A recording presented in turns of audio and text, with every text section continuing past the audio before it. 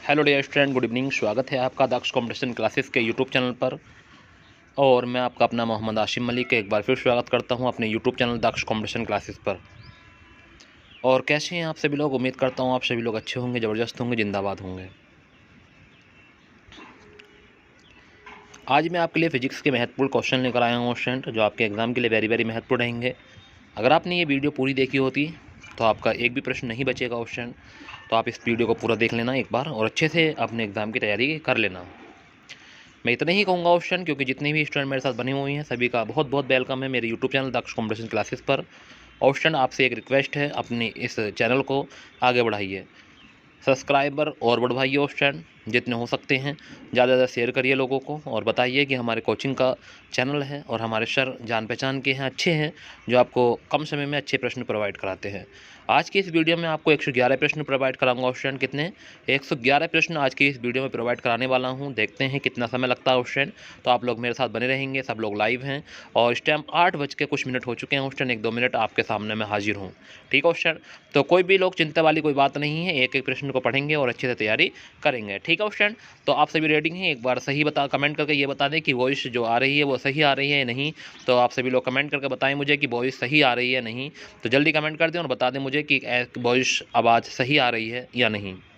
कोई दिक्कत तो नहीं है, कोई परेशानी तो नहीं है? क्वेश्चन सही दिख रहे हैं क्वेश्चन आपके सामने है। मापन, मात्रक एवं मापन से प्रश्न शुरू होंगे पहले। तो हमारे जो फिजिक्स में जो क्वेश्चन रहेंगे वो क्या रहेंगे? मात्रक एवं मापन से शुरू रहेंगे। तो इन प्रश्नों के बारे में आप लोगों को एक एक प्रश्न के बारे में समझाऊंगा और अच्छे से आंसर भी बताऊंगा। अगर आप लोग कोई भी बच्चा अगर इन प्रश्नों के आंसर जानता है तो कमेंट बॉक्स में बताते रहिए आंसर। लाइव क्लास रहेगी तो मैं आपके सभी के आंसर देखता रहूँगा और बताता रहूँगा कि कितने बच्चों का आंसर सही है, कितने के गलत है। ठीक क्वेश्चन? तो क्लास रेडी करते हैं बिना देर किए हुए। अगर आप मेरे चैनल पर न्यू हैं तो चैनल को जरूर सब्सक्राइब कर लें और आगे भी शेयर किया करें उस टाइम। अपने उन सभी दोस्तों को शेयर कर दें जो आपके जान पहचान के हैं, जो आपसे यानी कि रिलेटिव हैं, और उन्हें जरूर शेयर किया करें और बता दिए कि हमारे कोचिंग का चैनल है और हमारे दक्ष कॉम्पिटिशन क्लासेस के जान पहचान के सर हैं और अच्छे से कम समय में अच्छे प्रश्न आपको प्रोवाइड कराते हैं उस टाइम। तो आप इतना तो कह सकते हैं मेरे लिए। ठीक है? उम्मीद करता हूँ कि आप सभी लोग समझ चुके होंगे इन बातों को। तो जरूर शेयर करना आगे की भी। तो कोई स्टूडेंट हम कोई गलत प्लेटफॉर्म नहीं है उस टाइम की, गाना नहीं है, शेयर नहीं है, कुछ नहीं है उस टाइम, बट एक पढ़ाई की चीज़ें हैं जो आपके लिए वेरी महत्वपूर्ण है। ठीक है ऑप्शन? तो शुरुआत करते हैं आज के पहले प्रश्न से और देखते हैं आज का पहला प्रश्न क्या कह रहा है। तो आज का पहला प्रश्न निम्नलिखित में कौन द्रव्यमान की इकाई नहीं है? तो पहला ऑप्शन है पाउंड, किलोग्राम, ग्राम, डाइन। तो कौन द्रव्यमान की इकाई नहीं है? पहले प्रश्न का सही आंसर आप कमेंट कर दें ऑप्शन। अगर आप इसका सही आंसर जानते हैं कि निम्नलिखित में कौन द्रव्यमान की इकाई नहीं है तो जरूर कमेंट करेंगे और बताएंगे मुझे कि क्या हो जाएगा इसका सही आंसर। चार ऑप्शन आपके सामने हैं, आपने कमेंट किया ऑप्शन, वेरी गुड, गजब, बहुत बढ़िया। तो निम्नलिखित में द्रव्यमान की इकाई नहीं है तो आपने सही आंसर कमेंट किया ऑप्शन डाइन। ऑप्शन नंबर डी इसका सही आंसर हो जाएगा। पौंड भी है, किलोग्राम भी है, ग्राम भी है, डाइन नहीं है। ध्यान रखना ऑप्शन, अच्छा प्रश्न था। बल का मात्रक बताना है, किलोग्राम मीटर प्रति सेकंड स्क्वायर, न्यूटन मीटर या किलोग्राम मीटर, इनमें से कोई नहीं बल का मात्रक होता है। एक बार कमेंट करेंगे और बताएंगे मुझे सही आंसर क्या होने वाला है बल का मात्रक। तो ऑप्शन रोज मैं आपके लिए शाम 8 बजे से लाइव क्लास लाता हूँ, तो जितने बच्चे हैं सभी को बता देना तो कि हमारी रोज़ शाम 8 बजे से क्लास लाइव रहती है दक्ष कॉम्पिटिशन क्लासेस के यूट्यूब चैनल पर उस टाइम। और छोटी छोटी वीडियो भी आपको दे रहा हूँ उस टाइम। तो मैं एक मैंने वीडियो डाली है उस टाइम देश और राजधानी से, उसे भी देख लेना उस टाइम। ठीक है? तो आपके वीडियो में लिस्ट में पड़ी है, आप लोग जाकर वहाँ देख सकते हैं। देश और राजधानी बहुत ही अच्छे प्रश्न है क्वेश्चन, बहुत सारे प्रश्न मैंने आपसे बताए हैं, कम समय की वीडियो है और अच्छे प्रश्न हैं। तो क्वेश्चन नंबर 2 का सही आंसर आपने कमेंट कर दिया क्वेश्चन, वेरी गुड, गजब। तो बल का मात्रक जो है वो क्या है? किलोग्राम मीटर प्रति second square. Option number A सही आंसर होगा। नेक्स्ट है फेरड किसका मात्रक है? प्रतिरोध का, चालकत्व का, प्रधारिता का या प्रेरकत्व का। एक बार कमेंट करेंगे कि फेरड किसका मात्रक है। क्वेश्चन नंबर 3 पर आ गई हैं, सभी स्टूडेंट कमेंट करने की कोशिश करेंगे, बताएंगे मुझे कि फेरड किसका मात्रक है। प्रतिरोध का है, चालकत्व का है, धारिता का है, प्रेरकत्व का है। तो फेरड जो मात्रक है वो सही आंसर आपने कमेंट किया धारिता का है। Very good, option number C इसका सही आंसर है, धारिता। ऑप्शन नंबर सी इसका सही आंसर हुआ। ऊष्मा के यांत्रिक तुल्यांक का मात्रक क्या है? जूल प्रति कैलोरी, जूल, जूल किलो प्रति किलोग्राम, इनमें से कोई नहीं। तो ऊष्मा के यांत्रिक तुल्यांक का मात्रक क्या है? एक बार कमेंट कर दे। क्वेश्चन नंबर 4 का सही आंसर कि ऊष्मा के यांत्रिक तुल्यांक का मात्रक क्या है? क्वेश्चन नंबर 4 पर आ गए हैं। क्वेश्चन नंबर 4 का सही आंसर मुझे कमेंट करके बताएं क्या हो जाएगा कि ऊष्मा के यांत्रिक तुल्यांक का मात्रक क्या है। तो क्वेश्चन नंबर 4 का सही आंसर आपने कमेंट किया जूल प्रति कैलोरी। ऑप्शन नंबर ए सही आंसर होगा, जूल प्रति कैलोरी। बल की एसआई यूनिट क्या है? केल्विन है, न्यूटन है, पास्कल है, वोल्ट है। सही आंसर कमेंट करके बताएं, बल की एसआई यूनिट क्या है? इसका तो सभी आंसर जानते हैं क्वेश्चन, जरूर कमेंट करेंगे, बताएंगे मुझे कि वर्ल्ड की ऐसा यूनिट क्या है, केल्विन, न्यूटन, पास्कल या वोल्ट। क्वेश्चन नंबर 5 पर आ गए हैं। अगर आप क्वेश्चन नंबर 5 का सही आंसर जानते हैं तो जरूर कमेंट करेंगे और बताएंगे मुझे कि क्वेश्चन नंबर 5 का सही आंसर क्या होने वाला है। जितने विद्यार्थी मेरे साथ हैं ज़्यादा से ज़्यादा चैनल को शेयर कर दें स्टूडेंट, और सभी को बुला लें। जितने भी लोग अभी भी हमसे नहीं जुड़े हैं स्टूडेंट, सभी को बुला लीजिए। जितने लोग ज़्यादा होंगे उतना ही फ़ायदा है स्टूडेंट, क्योंकि हमें ज़्यादा प्रश्न यानी कि ज़्यादा आंसर देखने को मिलेंगे और हम उनसे सीख मिलेगी कि कितने बच्चे इन प्रश्नों के आंसर जानते हैं, और हम नहीं जानते हैं तो हमारे लिए बहुत बड़ी सीख होगी क्वेश्चन। तो इसलिए सभी लोगों को वीडियो का लिंक सेंड कर दीजिए और बुला लीजिए कि क्लास लाइव है, और एक बार सभी प्रश्नों को लगा लीजिए ध्यान से। एक भी प्रश्न मिस नहीं होना चाहिए क्वेश्चन। आप अगर अच्छे तैयारी करना चाहते हैं तो एक भी प्रश्न मिस ना करें। तो वर्ल्ड का ऐसा यूनिट क्या है, तो न्यूटन है ऑप्शन नंबर बी। अगर आपने बताया तो आपका आंसर बिल्कुल सही है, वेरी गुड क्वेश्चन, बहुत बढ़िया। प्रतिरोध को मापने की इकाई क्या है, ओम है, फेराड है, हेनरी है, वेबर है। एक बार कमेंट करेंगे प्रतिरोध को मापने की इकाई क्या है। क्वेश्चन नंबर 6 पर आ गए हैं। क्वेश्चन नंबर 6 का सही आंसर कमेंट करके बताएंगे कि प्रतिरोध को मापने की इकाई क्या है। वेरी गुड ऑप्शन, कमेंट कर दें जल्दी। ओम है, फेराड है, हेनरी है, वेबर है। तो क्वेश्चन नंबर 6 का सही आंसर आपने कमेंट किया क्वेश्चन ओम है। तो प्रतिरोध को मापने की इकाई क्या है, ओम। ऑप्शन नंबर ए इसका सही आंसर होगा क्वेश्चन। अगर आपने ए बताया तो आपका आंसर बिल्कुल सही है, जबरदस्त, वेरी गुड ऑप्शन। नेक्स्ट है पृथ्वी से लेकर सूर्य तक की अनुमानित दूरी की लंबाई की यूनिट कितनी है। तो पृथ्वी से लेकर सूर्य तक की अनुमानित दूरी की लंबाई की यूनिट क्या है, light years, astronomical unit, kelvin या जूल। एक बार कमेंट कर दे। क्वेश्चन नंबर 7 पर आ गए हैं। पृथ्वी से लेकर सूर्य तक की अनुमानित दूरी की लंबाई की यूनिट क्या है। तो कितना अच्छा प्रश्न है क्वेश्चन। अगर आप इसका प्रश्न का आंसर, बेसिक क्वेश्चन है, आपसे कोई पूछ सकता है कि पृथ्वी से लेकर सूर्य तक की अनुमानित दूरी की लंबाई की यूनिट बतानी है, तो बताओ। अगर यही तो चीज़ है क्वेश्चन, पढ़ोगे तो सब कुछ सीख जाओगे, नहीं पढ़ोगे तो कुछ भी नहीं सीख पाओगे। ठीक है, धीरे धीरे ही बूंद बूंद से यानी घड़ा भरता है। तो आप लोग भी एक एक प्रश्न से बहुत सारे प्रश्न अपने दिमाग में कलेक्ट कर लेंगे अगर पढ़ोगे तब। अगर नहीं पढ़ना है तो बाकी आपकी जिम्मेदारी है क्वेश्चन, आप जानते हैं अच्छे से। ठीक है, तो पृथ्वी से लेकर सूर्य तक की अनुमानित दूरी, अगर मेरे साथ पढ़ोगे तो और अच्छा रहेगा क्वेश्चन, क्योंकि आपको टाइम का ही पता नहीं चलेगा और सारे प्रश्न लग भी जाएंगे। तो पृथ्वी से लेकर सूर्य तक की अनुमानित दूरी की जो लंबाई है यूनिट, उसे कहते हैं एस्ट्रोनॉमिकल यूनिट। क्या कहते हैं question, astronomical unit. Option number B इसका सही आंसर है। निम्नलिखित में सदिश राशि कौन सी, स्थिति, वेग, त्वरण, दूरी, चाल, त्वरण, बल, घनत्व। तो निम्नलिखित में सदिश राशि बतानी है। क्वेश्चन नंबर 8 पर आ गए हैं। क्या हो जाएगा क्वेश्चन नंबर 8 का सही आंसर, बताएंगे सदिश राशि कौन सी, स्थिति, वेग, त्वरण, दूरी, चाल, त्वरण, बल, घनत्व। एक बार कमेंट कर दिए क्वेश्चन नंबर 8 का सही आंसर क्या हो जाएगा। क्वेश्चन नंबर 8 का सही आंसर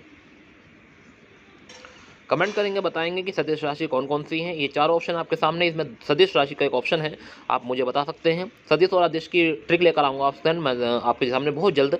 आप लोग उसे ट्रिक को जरूर पढ़ लेना एक बार, मैं आपके सामने ट्रिक भी पेश करूँगा इन सदिश और अदिश राशि की। ठीक है, आप लोग उसे देख लेना। तो क्वेश्चन नंबर 8 का सही आंसर आपने कमेंट किया सर, इस टाइम जो है वो ए ऑप्शन में है, सदिश राशियाँ। तो स्थिति और वेग को सदिश राशि कहते हैं, ध्यान रखना है। और त्वरण, दूरी, चाल, घनत्व ये हमारी अदिश राशि में कहलाती हैं, तो ध्यान रखना है। तो सदिश राशि का जो एग्जाम्पल है वो है स्थिति और वेग। ऑप्शन नंबर ए, 8वें क्वेश्चन का आंसर ए हो जाएगा। नेक्स्ट क्वेश्चन में 9 पर आ गए। निम्नलिखित में कौन सा सदिश मात्रक नहीं है, आवेग, विस्थापन, बल, आघूर्ण, गति। तो बताएंगे कौन सा सदिश मात्रक नहीं है, आवेग है, विस्थापन है, बल, आघूर्ण है, गति है। एक बार कमेंट कर दें सही आंसर। सदिश मात्रक नहीं है ये पूछा है, तो आवेग, विस्थापन, बल, आघूर्ण या गति। क्वेश्चन नंबर 9 पर आ गए हैं। क्वेश्चन नंबर 9 का आंसर कमेंट करके बताएं मुझे क्वेश्चन नंबर 9 का सही आंसर क्या होने वाला है। Very good option, very good. कौन सा सदिश मात्रक नहीं है, इसका सही आंसर आपने कमेंट किया गति। Very good option. अगर आपने डी ऑप्शन बताया तो आपका आंसर बिल्कुल सही है, वेरी गुड ऑप्शन। ऐसे ही कमेंट करते रहें और ऐसे ही हर प्रश्न को देखते रहें। अगला प्रश्न है, दूध की आपेक्षिक घनत्व ज्ञात किया जा सकता है। तो दूध का आपेक्षिक घनत्व किससे ज्ञात करते हैं, हाइड्रोमीटर से, हाइग्रोमीटर से, लैक्टोमीटर से या थर्मामीटर से। कितना इजी प्रश्न है, कितना वेरी वेरी महत्वपूर्ण प्रश्न है। 50 बार आपको मैंने पढ़ा दिया होगा, 51वीं बार आज मैं आपको पढ़ा रहा हूँ क्वेश्चन। ठीक है, अच्छे प्रश्न है, वेरी वेरी महत्वपूर्ण प्रश्न है। जल्दी कमेंट करके बताएं इसका सही आंसर। जितने भी स्टूडेंट मेरे साथ बने हुए हैं सभी से रिक्वेस्ट करूंगा कि सभी लोग अपने अपने सभी मित्रों को जरूर शेयर किया करें वीडियो को, और सब्सक्राइब भी कराया करें स्टूडेंट। ठीक है, जितने भी जानकारी के लोग हैं सभी को सब्सक्राइब कर लें स्टूडेंट। जो भी लोग मेरे साथ बने हुए हैं, सब्सक्राइब में क्या जाता है आप लोगों को, कुछ नहीं ना। तो एक बार उन सभी लोगों से सब्सक्राइब कराएं जो आपके जान पहचान के हैं, जरूर लिंक सेंड किया करें। ठीक है स्टूडेंट, मैं आप सभी से कहना चाहूँगा कि जितने भी स्टूडेंट मेरे साथ जुड़े हुए हैं सभी इस वीडियो का लिंक जरूर सेंड करना अपने उन दोस्तों को जो तैयारी कर रहे हैं, और कहना कि सब्सक्राइब जरूर कर लें चैनल को। कम समय में अच्छे प्रश्न अगर आपको देखने हैं, कहीं भी टाइम ऐसा नहीं है कि जिसमें मैंने आपको 100 प्रश्न से कम पढ़ाए हों 1 घंटे के अंदर। अगर हाँ कम समय की वीडियो तो कम प्रश्न भी पढ़ाए हैं, अगर ज़्यादा समय की वीडियो है तो 100 प्रश्न से तो कम पढ़ाता नहीं हूँ स्टूडेंट। 4 ऑप्शन आपके सामने रखता हूँ और जब उसका आंसर भी क्लिक कराता हूँ आपसे। तो इसका सही आंसर आपने कमेंट कर दिया क्वेश्चन, वेरी गुड, गजब। तो क्वेश्चन नंबर 10 का सही आंसर आपने बताया lactometer, very good option. Option number 30 का सही आंसर होगा लैक्टोमीटर से मापते हैं दूध का घनत्व। नेक्स्ट है क्वेश्चन नंबर 11। क्वेश्चन नंबर 11 पर आ गए हैं कि गाइगर मोलर काउंटर द्वारा जांच की जाती है सूर्य किरणों की विकिरण की, रेडियो सक्रिय स्रोतों की विकिरण की, समुद्र की गहराई की, लवण घोल की सांद्रता की। एक बार कमेंट करेंगे, बताएंगे कि गाइगर मोलर काउंट द्वारा जांच की जाती है। क्वेश्चन नंबर 11 का सही आंसर कमेंट कर दें।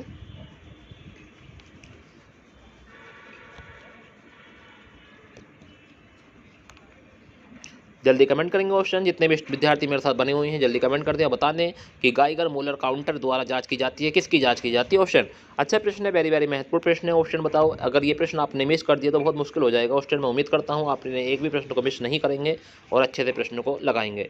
तो इसका सही आंसर आपने कमेंट किया कि गाइगर मोलर काउंट द्वारा जांच की जाती है तो रेडियो सक्रिय स्रोत के विकिरण की। ऑप्शन नंबर 20 का सही आंसर होगा। अगर क्वेश्चन नंबर 11 पर आप हैं तो ऑप्शन नंबर 20 का सही आंसर आपने कमेंट किया, वेरी गुड ऑप्शन। सभी लोग 12वें प्रश्न पर आ जाएं, ऑप्शन पीछे ना रहें और एक बार स्क्रीन को टच करें और स्क्रीन को टच करने के बाद आप जैसे ही स्क्रीन को टच करोगे तो आप अगले प्रश्न में पहुंच जाएंगे। ठीक है, ये चीज़ देख लिया करो ऑप्शन। अगर आप पीछे हैं तो माइनस में रहोगे, अगर आप मेरे साथ चल रहे हैं तो बहुत अच्छी बात है। मैं किस टाइम क्वेश्चन नंबर 12 पर हूँ तो आप लोग सभी क्वेश्चन नंबर 12 पर होने चाहिए। निम्नलिखित में कौन सा यंत्र धातु भट्टियों के अंदर के तापमान को मापने के लिए सबसे उचित है। Pyrometer, thermocouple, thermometer, thermostat. एक बार सही आंसर कमेंट करेंगे क्वेश्चन नंबर 12 का। क्वेश्चन नंबर 12 है कि निम्नलिखित में कौन सा यंत्र है या धातु है जो भट्टियों के अंदर के तापमान को मापने के लिए सबसे उचित है। पायरोमीटर है, थर्मोकपल है, थर्मोमीटर है, थर्मोस्टेट है।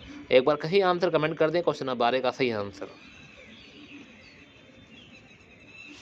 तो क्वेश्चन नंबर 12 का सही आंसर आपने कमेंट किया ऑप्शन कि कौन सा यंत्र धातु के भट्टियों के अंदर के तापमान को मापने के लिए सबसे उचित है, तो इसका सही आंसर है पायरोमीटर। ऑप्शन नंबर ए इसका सही आंसर होगा पायरोमीटर। तो जो भट्टियों के अंदर तापमान को मापने के लिए सबसे उचित है उसका नाम है पायरोमीटर। ध्यान रखना है, क्या नाम है, पायरोमीटर। ऐसे ही मैं आपसे पूछूँ कि पृथ्वी से सूर्य तक की जो उच्च लंबाई मापने का मात्रक है वो क्या है, ऑप्शन आप बता सकते हैं। जब मैंने आपसे पूछा था ये प्रश्न था, देखो एस्ट्रोनॉमिकल यूनिट। तो पृथ्वी से लेकर सूर्य तक की अनुमानित दूरी की लंबाई की यूनिट को क्या कहते हैं, एस्ट्रोनॉमिकल। ये क्वेश्चन बहुत अच्छा लगा ऑप्शन, ये क्वेश्चन नंबर 7 बहुत अच्छे प्रश्न, कई बार एग्जाम में आ चुका है ऑप्शन ये। ठीक है, तो इसका सही आंसर हो जाएगा पायरोमीटर। ऑप्शन नंबर 12 का सही आंसर क्या होगा, पायरोमीटर। नेक्स्ट है क्वेश्चन नंबर 13। मृदा के जल तनाव मापने के लिए प्रयोग किए जाने वाला यंत्र को क्या कहते हैं। तो मृदा के जल तनाव मापने के लिए प्रयोग किए जाने वाला यंत्र को क्या कहा जाता है।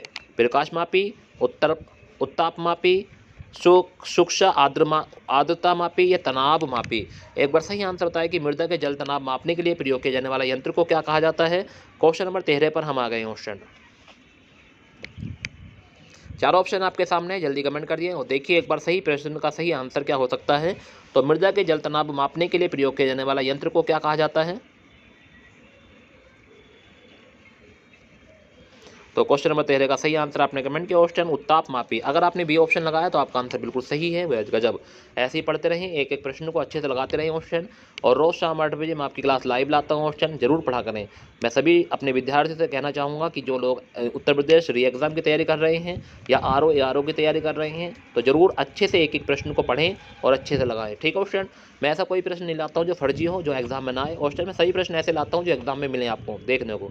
ठीक है, बाकी एक ही एग्जाम में सही प्रश्न नहीं मिल सकते, ये बात भी आपको ध्यान रखनी है। ठीक है, हर तरह के एग्जाम में हर तरह के क्वेश्चन आते हैं, तो इसलिए आप सभी प्रश्नों को जरूर पढ़ा करें, पता नहीं कौन से प्रश्न कौन से एग्जाम में आ जाए। ठीक है, तो उम्मीद करता हूँ कि आप सभी लोग जरूर पढ़ा करेंगे। शाम 8 बजे से आपकी क्लास लाइव रहती है और मैं आपको रोज़ पढ़ाता हूँ।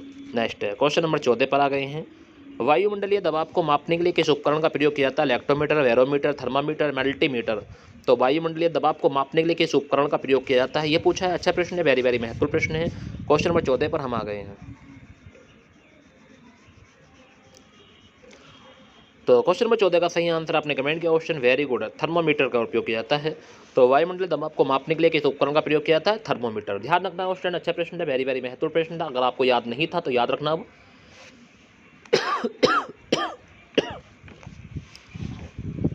तो सही आंसर आपको पता चल चुका है कि वायुमंडलीय दबाव को मापने के लिए किस उपकरण का प्रयोग करते हैं, थर्मामीटर का उपयोग करते हैं, thermometer. Option number C. Next है फाउंटेन पेज का आविष्कार किसने किया था। ये प्रश्न मैंने आपको 50 बार बताया है, क्या बार आप उसे पूछ रहा हूँ ऑप्शन, एक बार कमेंट करके जरूर बताएं। क्वेश्चन नंबर 15 का सही आंसर। तो फाउंटेन पेन का आविष्कार किसने किया था, अच्छा प्रश्न है, वेरी वेरी महत्वपूर्ण प्रश्न है। अगर आप इसका सही आंसर मुझे कमेंट करके बताते हैं तो बहुत अच्छा होगा। पहला ऑप्शन है वर्ड्स आइट्स, लुइस ई watts बटरमैन, doctor Li D wash, क्या हो जाएगा, ली डी फास्ट। और नेक्स्ट है और आर्क्सबर्ग। एक बार कमेंट करिए फाउंटेन पेन का आविष्कार किसने किया था।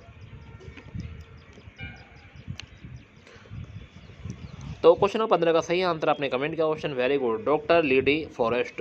तो सही आंसर ये होगा। कहीं कहीं ऑप्शन ये भी देखने को मिलता है, इसे थोड़ा सा डाउट है मुझे, इसे चेक करूंगा एक बार, ठीक है ऑप्शन। बट अभी यहाँ सी लगाएंगे, फाउंटेन पेन का आविष्कार किसने किया, डॉक्टर लीडी फॉरेस्ट। सही आंसर सी आपने चूज किया है, ऑप्शन बी सी आंसर सही है क्वेश्चन नंबर 16 का। स्टेनलेस स्टील का आविष्कार किसने किया था, विलियम्स ऑफ हार्वर्ड लिवेंस ने, जोसेफ स्पदीन ने, या हैरी विलेरली ने, जेम्स डाइंस ने। तो स्टेनलेस स्टील का आविष्कार किसने किया, स्टेनलेस स्टील का आविष्कार। वेरी को अच्छा क्वेश्चन है। अगर इसका आंसर सही आंसर जानते हैं तो जरूर कमेंट करना, बताना मुझे कि स्टेनलेस स्टील का आविष्कार किसने किया। अच्छा प्रश्न है, कई बार एग्जाम में देखने को मिला है स्टेनलेस स्टील, स्टेनलेस स्टील बोलते हैं, स्टेनलेस स्टील। तो विलियम हार्वर्ड है, लिवेंस, जोसेफ स्पदीन है, हैरी विलेरली है, जेम्स डाइंस है। सही आंसर बता दें।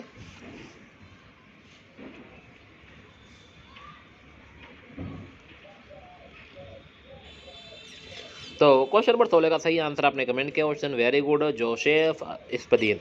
तो स्पदीन ऑप्शन नंबर बी सही आंसर है, स्पदीन हो जाएगा। अल्फ्रेड नोबेल पुरस्कार की स्थापना करने वाले अल्फ्रेड नोबेल के किस चीज़ का आविष्कार किया था। तो क्वेश्चन नंबर 17 पर आ गई हैं। तो सच्चा प्रश्न है, अल्फ्रेड नोबेल पुरस्कार की स्थापना करने वाले अल्फ्रेड नोबेल ने किस चीज़ का आविष्कार किया था।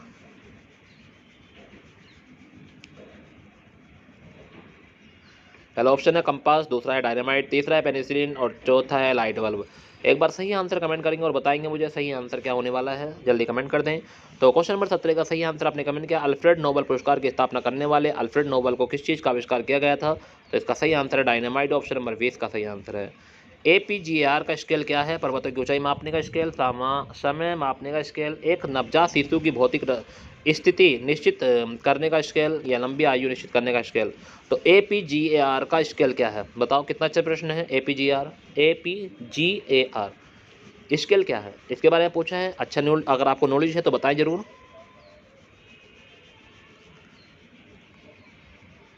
चार ऑप्शन आपके सामने हैं, सभी ऑप्शन को देखिए और अच्छे से कमेंट करने की कोशिश करिए, बताइए कि APGAR स्केल क्या है। तो APGAR जो स्केल है, एक नवजात शिशु को भौतिक स्थिति निश्चित करने का स्केल है ऑप्शन। तो ध्यान रखना है, ये नवजात शिशु के भौतिक स्थिति को निश्चित करने का स्केल कहलाता है APGAR। तो अगर आपको नहीं पता था तो आप नहीं भूल पाओगे आप ज़िंदगी में इस प्रश्न को। तो APGAR का मतलब क्या होता है, तो नवजात शिशु होते हैं, एक नवजात शिशु की जो भौतिक स्थिति निश्चित करने का स्केल है वो है APGAR। ध्यान रखना ऑप्शन, अच्छा प्रश्न था। पिस्तौल का आविष्कार किसने किया, इसका तो आंसर सभी लोग जानते हैं, William Hurt, Robert H Goddard, Henry Ogle, Samuel Colt. एक बार सही आंसर बताएं क्या हो जाएगा क्वेश्चन नंबर 19 का सही आंसर। तो पिस्तौल का आविष्कार आपके सामने है ऑप्शन। एक बार सही आंसर बता दें, मैंने आपको बताया भी था एनालॉजी वाले टॉपिक में, तो रीजनिंग में ऑप्शन। तो इसका सही आंसर आप कमेंट कर सकते हैं, बता सकते हैं कि पिस्तौल का आविष्कार किसने किया था।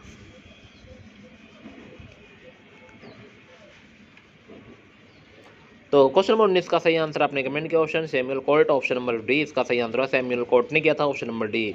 अच्छा प्रश्न था, वेरी वेरी महत्वपूर्ण। अब गति के नियम एवं बल से क्वेश्चन शुरू हो चुके हैं ऑप्शन, तो ध्यान रखेंगे, अच्छे प्रश्न शुरू हो चुके हैं। हम पहला मात्रक से थे, वो वेरी वेरी महत्वपूर्ण थे, ये उससे ही वेरी वेरी महत्वपूर्ण है, ठीक है ऑप्शन।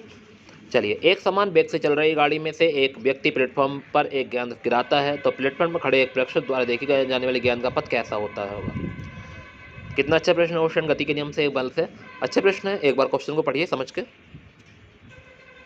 एक समान वेग से चल रही गाड़ी में से एक समान वेग से चल रही गाड़ी में से एक व्यक्ति प्लेटफॉर्म पर एक गेंद गिराता है, प्लेटफॉर्म पर खड़े एक प्रेक्षक पर यानी कि प्रेक्षक द्वारा देखी जाने वाली गेंद का पथ कैसा होगा। ऋजु रेखा है, वृत्त है, परवलय है, इनमें से कोई नहीं।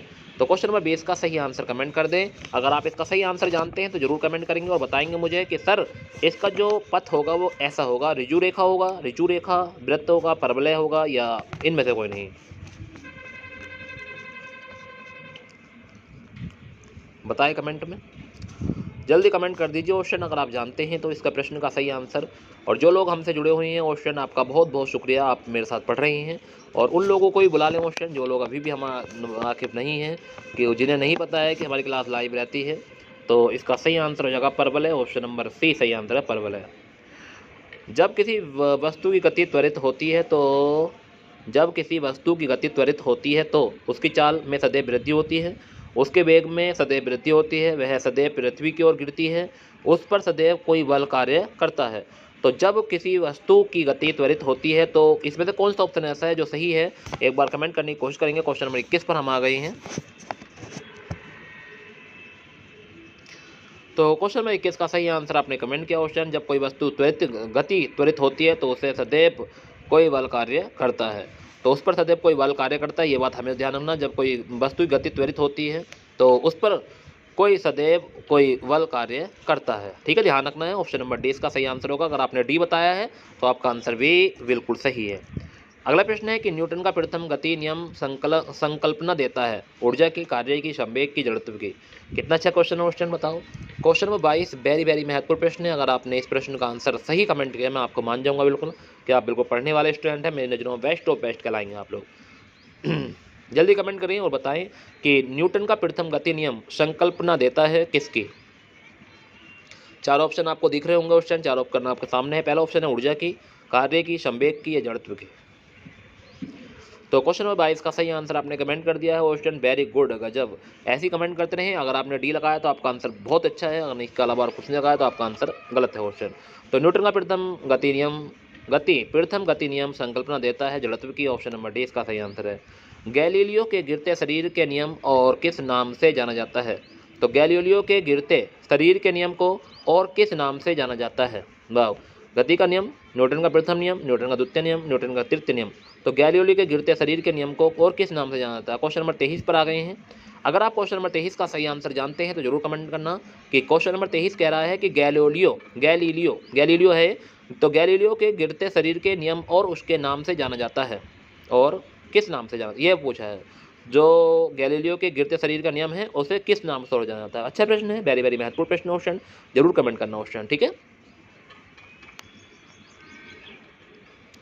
तो क्वेश्चन नंबर 23 का सही आंसर आपने कमेंट किया क्वेश्चन, वेरी गुड, गजब। ऐसे ही आंसर करते रहें और बताते रहें। क्वेश्चन नंबर 23 का जो सही आंसर होगा वो होगा न्यूटन का प्रथम नियम। ध्यान रखना, गैलीलियो के गिरते शरीर का नियम क्या किस नाम से जाना जाता है, न्यूटन का प्रथम नियम कहलाता है। ऑप्शन नंबर बी सही आंसर होगा, न्यूटन का प्रथम नियम। रॉकेट के सिद्धांत पर कार्य करता, कितनी बार प्रश्न आ गया क्वेश्चन, ये 1000 बार एग्जाम में प्रश्न पूछा जा चुका है। आपने तो खैर इतने जगह नहीं दिया होगा क्वेश्चन, मगर आपने सुना तो होगा कि न्यूटन रॉकेट के सिद्धांत पर कार्य करता है। ये प्रश्न आपने कई बार सुना होगा क्वेश्चन, तो जरूर कमेंट करें न्यूटन के तृतीय नियम पर, न्यूटन के प्रथम नियम, न्यूटन के द्वितीय नियम या आर्किमिडीज के सिद्धांत। कमेंट करेंगे क्वेश्चन नंबर 24 का सही आंसर।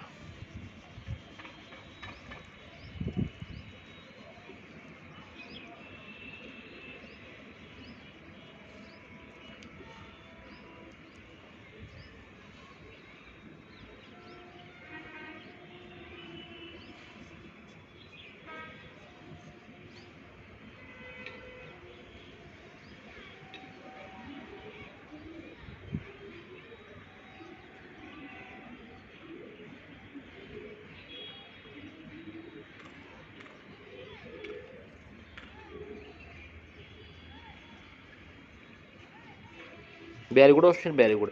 आपने कमेंट किया न्यूटन के तृतीय नियम पर है, ठीक है, ध्यान रखना। अच्छा प्रश्न है, बहुत ही बेस्ट प्रश्न है, इसके लिए ले लेना क्वेश्चन कि रॉकेट के सिद्धांत पर कार्य करता है, न्यूटन के तृतीय नियम पर सिद्धांत पर कार्य करता है, ध्यान रखना क्वेश्चन। अच्छा प्रश्न है, बहुत ही महत्वपूर्ण है। गोली छोड़ते समय राइफल पीछे की ओर प्रक्षेपित होती है, इसका कारण क्या है। सबसे गजब का क्वेश्चन तो ये है, और ये पूछा है कि गोली छोड़ते समय राइफल पीछे की ओर प्रक्षेपित होती है, इसका कारण बताएं। ऊर्जा संरक्षण का नियम, न्यूटन के गति के तृतीय नियम, न्यूटन के गति के प्रथम नियम, न्यूटन के गति का द्वितीय नियम। जब कोई इंसान गोली छोड़ता है तो राइफल जो है वो पीछे की ओर प्रक्षेपित होती है, इसका कारण क्या है।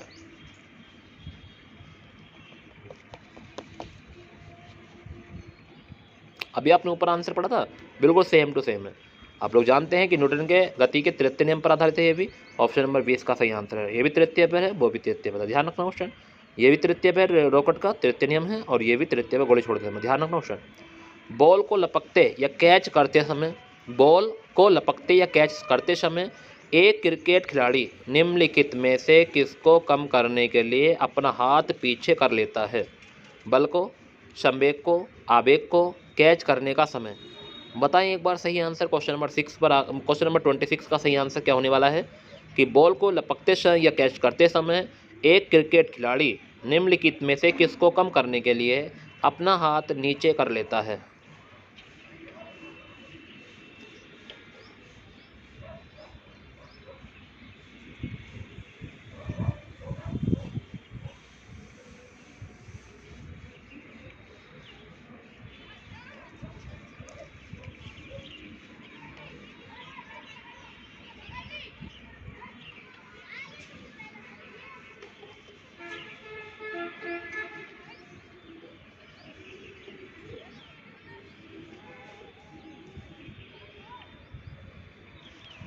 तो क्वेश्चन नंबर 26 का सही आंसर आपने कमेंट किया ऑप्शन आवेग। इसका सही आंसर क्या हो जाएगा? आवेग हो जाएगा। ऑप्शन नंबर सी इसका सही आंसर होगा। ब्रेक लगने पर एक कार मुख्य रूप से बल के कारण रुक जाता है। गुरुत्वाकर्षण, केंद्र भूमिमुखी, घर्षण या केंद्रापराशक। एक बार सही आंसर बताएं कि ब्रेक लगने पर एक कार मुख्य रूप से बल के कारण रुक जाती है। सही आंसर क्या होगा? क्वेश्चन नंबर 27 पर आ गए हैं। सही आंसर कमेंट कर दें। तो ब्रेक लगने पर एक कार मुख्य रूप से बल के कारण रुक जाती है। वेरी गुड ऑप्शन, आपने कमेंट किया, वेरी गुड, गजब।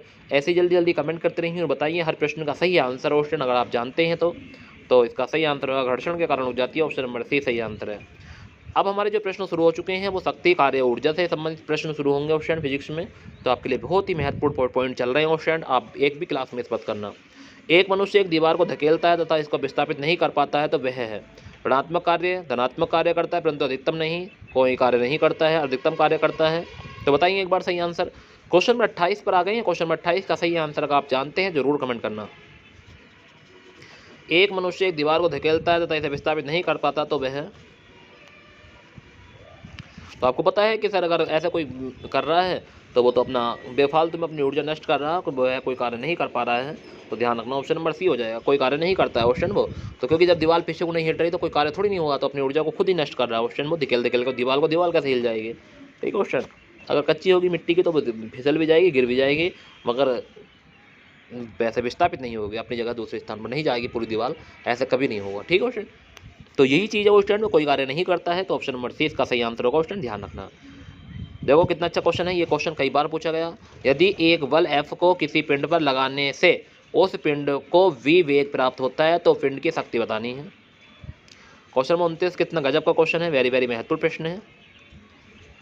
तो एक बल F को किसी पिंड पर लगाने वाले पिंड को वेग प्राप्त होता है तो पिंड की शक्ति बतानी है, FV हो जाएगी। ऑप्शन नंबर सी आंसर हो जाएगा, FV।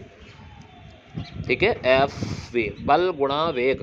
ठीक है, FV बोलते हैं बल गुणा वेग को, ध्यान रखना। ऑप्शन नंबर सी हो जाएगा बल F गुणा V। इसे ऐसे भी लिख सकते हो ऑप्शन, F मल्टीप्लाई V, या F भी कह दो या FV कह दो। ठीक है, F मल्टीप्लाई V कह दो तो बल गुणा वेग, ध्यान रखना ऑप्शन। तो पिंड की शक्ति है बल गुणा वेग। एक मशीन 500 जूल कार्य 10 सेकंड में करती है तो मशीन की शक्ति होगी। कितना अच्छा प्रश्न ऑप्शन बताओ। तो एक मशीन 500 जूल कार्य 10 सेकंड में करती है, तो आप लोग समझ चुके होंगे क्वेश्चन नंबर 30 का सही आंसर। तो इसमें शक्ति की पूछा है, शक्ति में बाट होता है तो ये हो जाएगा 50 500 अपॉन 10, 500 अपॉन 10 हो जाएगा, 0 0 कट जाएगा, 50 वाट। ऑप्शन नंबर सी हो जाएगा क्वेश्चन नंबर 30 का आंसर, ऑप्शन नंबर सी 30 वाट, 50 वाट हो जाएगा। क्वेश्चन नंबर 31 पर आ गए हैं। क्वेश्चन नंबर 31 का सही आंसर बताएं कि मानव की विहित ऊर्जा का सबसे पुराना रूप क्या है। एक बार सही आंसर बताएंगे क्वेश्चन नंबर 31 का कि मानव की विहित ऊर्जा का सबसे पुराना रूप क्या है। पवन ऊर्जा, सौर ऊर्जा, ज्वार ऊर्जा या भूतापीय ऊर्जा। तो मानव की विहित ऊर्जा का सबसे पुराना रूप है। तो क्वेश्चन नंबर 31 का सही आंसर एक बार कमेंट कर दें क्वेश्चन कि मानव की विहित ऊर्जा का सबसे पुराना रूप क्या है। अगर आप इसका सही आंसर जानते हैं तो जरूर कमेंट करेंगे और बताएंगे मुझे कि क्वेश्चन नंबर 31 का सही आंसर सर क्या होने वाला है। तो क्वेश्चन नंबर 31 का सही आंसर आपने कमेंट किया सौर ऊर्जा, ऑप्शन नंबर 20 का सही आंसर होगा। घड़ी के स्प्रिंग में भंडारित ऊर्जा को क्या कहते हैं। गतिज ऊर्जा, स्थितिज ऊर्जा, ऊष्म ऊर्जा, रासायनिक ऊर्जा। तो घड़ी के स्प्रिंग में भंडारित ऊर्जा को क्या कहते हैं। क्वेश्चन नंबर 32 पर आ गए हैं। क्वेश्चन नंबर 32 का सही आंसर आप कमेंट करेंगे। घड़ी के स्प्रिंग में भंडारित ऊर्जा को किस नाम से जानते हैं। ये प्रश्न कई बार एग्जाम में आया ऑप्शन, इसका सही आंसर सही बच्चे कमेंट करके बताएंगे मुझे। क्वेश्चन नंबर 32 पर हम आ गए हैं। तो घड़ी के स्प्रिंग में भंडारित ऊर्जा को किस नाम से जानते हैं। तो स्थिति ऊर्जा कहते हैं, ऑप्शन नंबर 20 का सही आंसर होगा। कोयले से वाणिज्यिक रूप से पैदा होने वाली ऊर्जा को क्या कहते हैं। प्रकाश ऊर्जा, गतिज ऊर्जा, ताप ऊर्जा, स्थितिज ऊर्जा। एक बार कमेंट करेंगे कोयले से वाणिज्यिक रूप से पैदा होने वाली इस ऊर्जा को क्या कहते हैं। क्वेश्चन नंबर 33 पर आ गए हैं। अगर क्वेश्चन नंबर 33 का सही आंसर आप जानते हैं तो जरूर कमेंट करना कि कोयले से वाणिज्यिक रूप से पैदा होने वाली ऊर्जा को क्या कहते हैं।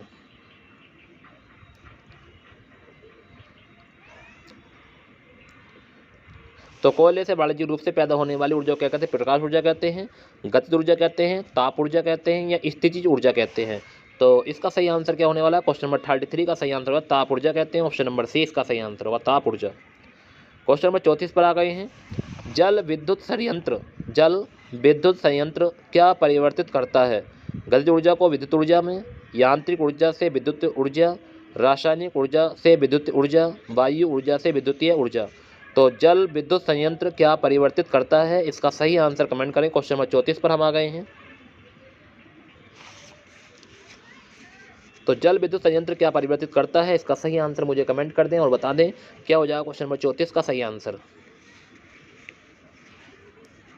तो जल विद्युत संयंत्र क्या परिवर्तित करता है, तो इसका सही आंसर आपने कमेंट किया, गतिज ऊर्जा को विद्युतीय ऊर्जा में परिवर्तित करता है। ऑप्शन नंबर ए इसका सही आंसर होगा।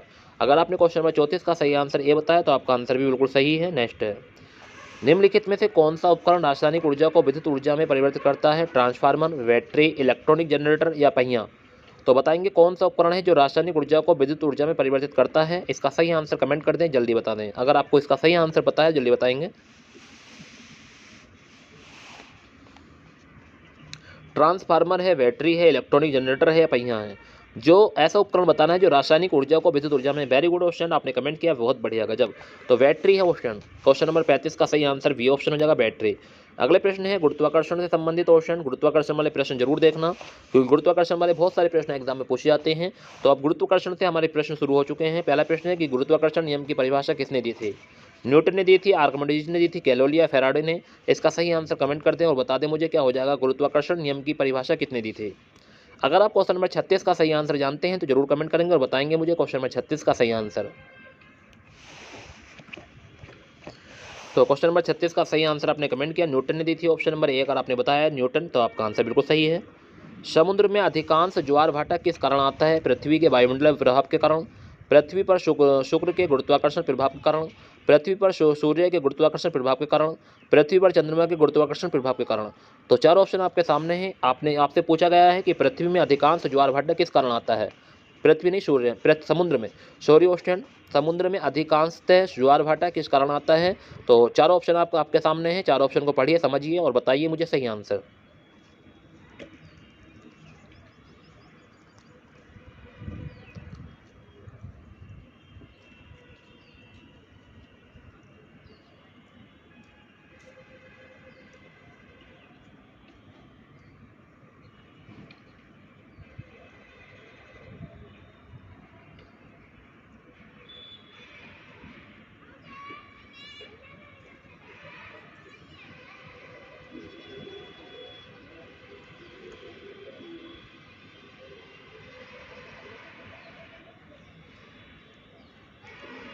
तो very good option, question number 37 का आंसर सही आपने कमेंट किया ऑप्शन। अगर डी आपने बताया तो आपका आंसर बिल्कुल सही है। तो डी ऑप्शन में आपसे कहा गया है कि पृथ्वी पर चंद्रमा के गुरुत्वाकर्षण प्रभाव के कारण होता है समुद्र में अधिकांश ज्वार भाटा। ध्यान रखना ऑप्शन कि जो पृथ्वी पर चंद्रमा के गुरुत्वाकर्षण प्रभाव होता है उसके कारण होता है समुद्र में अधिकांश ज्वार भाटा। तो ये कारण है ऑप्शन, ध्यान रखना ऑप्शन नंबर डी। किसी उपग्रह में किसी अंतरिक्ष यात्री द्वारा गिराई गई चम्मच फर्श पर गिर जाएगी, अचल रहेगी, उपग्रह गति का अनुसरण करती रहेगी या स्पर्श रेखीय दिशा में चली जाएगी। बताइए कितना अच्छा प्रश्न हो शेट। तो किसी उपग्रह में किसी अंतरिक्ष यात्री द्वारा गिराई गई चम्मच, बताओ सही आंसर बताओ ऑप्शन क्या होगा।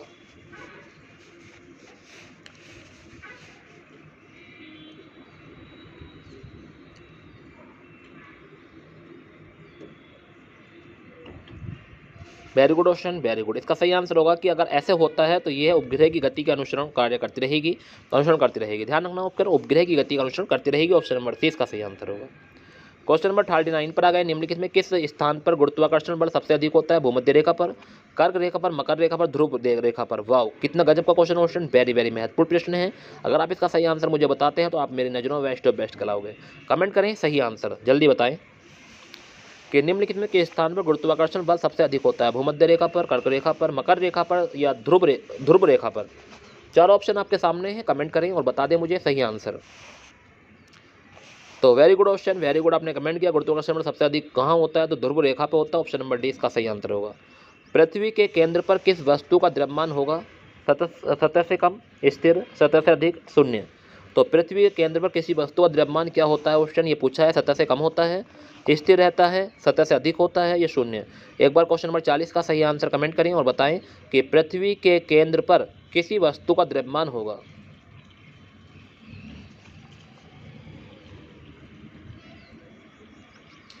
तो क्वेश्चन नंबर 40 का सही आंसर आपने कमेंट किया, स्थिर होगा। ऑप्शन नंबर 20 का सही आंसर स्थिर।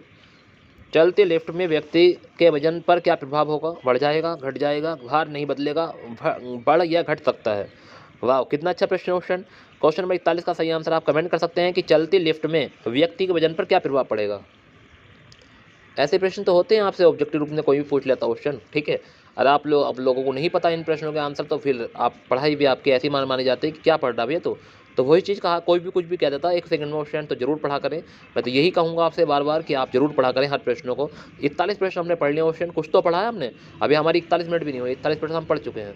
तो चलती लिफ्ट में व्यक्ति के वजन पर क्या प्रभाव पड़ता है, तो इसका आंसर हो जाएगा भार नहीं बदलेगा, कुछ भी हो, क्या चल जाए या रुक जाए, कुछ भी हो, भार नहीं बदलता है। ये बात आपको ध्यान रखनी है। क्वेश्चन नंबर 41 का सही आंसर हो जाएगा सी ऑप्शन। ध्यान रखना क्वेश्चन अच्छा प्रश्न था। पृथ्वी का प्लान वेग बताना है क्वेश्चन। आप सभी लोग जानते हैं प्लान वेग तो, कि जब कोई वस्तु वापस ना आए पृथ्वी पर, प्लान वेग उसे कहते हैं। तो 15.0 किलोमीटर प्रति सेकंड, 21.1 किलोमीटर प्रति सेकंड, या 7.00 किलोमीटर प्रति सेकंड, या 11.2 किलोमीटर प्रति सेकंड। तो पृथ्वी का प्लान वेग बताएंगे कि किसी वस्तु को कितने किलोमीटर प्रति सेकंड से फेंकें कि वो पलायन कर जाए, वो फिर पृथ्वी वापस ना आए। तो जो पृथ्वी का पलायन वेग होता है, अगर किसी वस्तु को हम पृथ्वी से फेंकते हैं तो उसका पलायन वेग जो माना जाता है वो कितना माना जाता है क्वेश्चन मैं आपको बता देता हूँ। तो इसका सही आंसर जो होने वाला है क्वेश्चन 42 का, वो है 11.2 किलोमीटर प्रति सेकंड।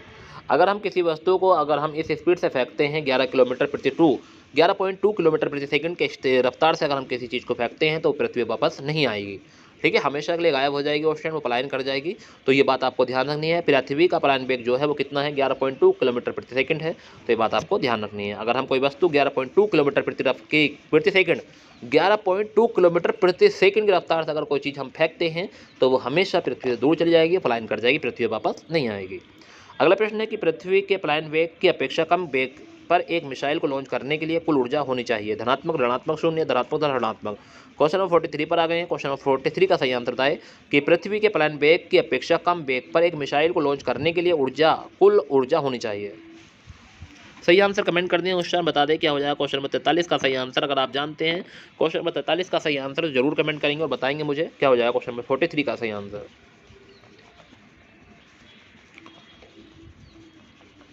तो क्वेश्चन नंबर 43 का सही आंसर आपने बताया शून्य होगा, ऑप्शन नंबर सी सही आंसर है, शून्य होनी चाहिए। ध्यान रखना क्वेश्चन अच्छा प्रश्न था। चंद्रमा पर पलायन वेग का मान बताना है। क्वेश्चन नंबर 44 पर आ गए, इन्हें चंद्रमा पूछ लिया क्वेश्चन। पहले पृथ्वी पूछा, अब चंद्रमा पूछा है कि चंद्रमा पर पलायन वेग का मान कितना है। तो 5.2 किलोमीटर प्रति सेकंड, या 2.38 किलोमीटर प्रति सेकंड, और 3.5 किलोमीटर प्रति सेकंड, या 7.2 किलोमीटर प्रति सेकंड। अगर चंद्रमा से हम कोई वस्तु फेंकते हैं और वह पृथ्वी फिर वापस चंद्रमा फिर वापस ना आए तो कितना वेग होना चाहिए। अच्छा प्रश्न है। पृथ्वी का तो पता चल चुका आपको 11.2 किलोमीटर प्रति सेकंड। तो आज चंद्रमा का ही पता चल जाएगा अभी कुछ ही पल में। कुछ बच्चों को पता होगा तो जरूर कमेंट करेंगे, बताएंगे मुझे क्या हो जाएगा सही आंसर। जितने विद्यार्थी मेरे साथ बने हुए हैं जल्दी कमेंट कर दें क्वेश्चन। तो इसका सही आंसर आपने कमेंट किया 2.38 किलोमीटर प्रति सेकंड की रफ्तार से अगर फेंकेंगे तो चंद्रमा वापस नहीं आएगी। ध्यान रखना है चंद्रमा का जो पलायन वेग है वो कितना है, 2.8 किलोमीटर प्रति सेकंड, 2.38 किलोमीटर प्रति सेकंड। क्या है, 2.38 किलोमीटर प्रति सेकंड की रफ्तार से अगर कोई चीज़ हम चंद्रमा से फेंकते हैं तो वो चंद्रमा वापस नहीं आएगी। पृथ्वी पर 11.2 किलोमीटर प्रति सेकंड। ध्यान रखना दोनों चीज़ें। नेक्स्ट अगले प्रश्न हमारे शुरू हो चुके हैं। ठोस, तरह, द्रव पदार्थों के गुण। दाब की एसआई इकाई क्या है। तो प्रति वर्ग सेंटीमीटर न्यूटन, न्यूटन वर्ग मीटर, न्यूटन प्रति वर्ग मीटर, न्यूटन वर्ग सेंटीमीटर। तो दाब की एसआई मात्रक बताना है, नहीं दाब का एसआई इकाई क्या है, दाब की एसआई इकाई बतानी है। क्वेश्चन नंबर 45 पर आ गए हैं, एक बार सही आंसर कमेंट करेंगे।